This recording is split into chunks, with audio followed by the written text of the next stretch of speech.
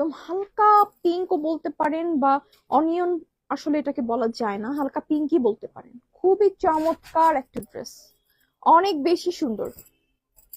এই কালার গুলো কিন্তু যে কোনো আপুকে খুব সুন্দরভাবে মানিয়ে যায়, স্কিন টোন যাই হোক।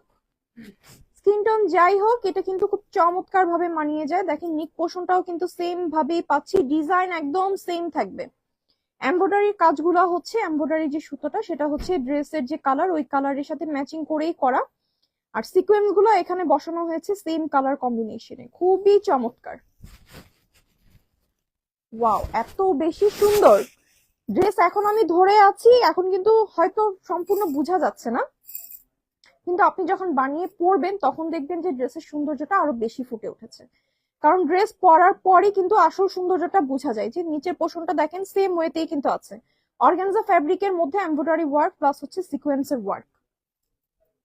অনেক সময় দেখা যায় কি যে আমরা পুরো মার্কেট ঘুরে ফেলছি, ড্রেস পছন্দ হচ্ছে না, কিন্তু দেখা যায় যে ড্রেসগুলো আমরা রেখে আসছি ধরেও কিনিনি, অন্য একটা আপু পরেছে দেখে মনে হচ্ছে ওয়াও অনেক বেশি সুন্দর। তো এর জন্য আমি সব সময় বলি যে ড্রেস নিয়ে মেক করে আগে বানিয়ে যখন পরবেন দেখবেন যে সৌন্দর্য অনেক বেশি বেড়ে গেছে।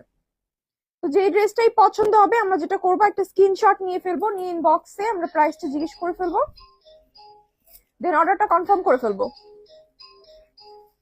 দুপাট্টাটাও কিন্তু সেম ডিজাইনের মধ্যেই পাচ্ছি, শুধু কালারটাতেই হচ্ছে পার্থক্য, আর কোনো ডিফারেন্স কিন্তু নেই, একদম সেম সেম সবকিছু পাচ্ছি।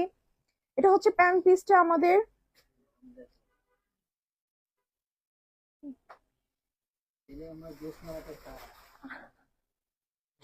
আচ্ছা, তো যার এটা পছন্দ এটার জন্য ইনবক্স করে ফেলবো।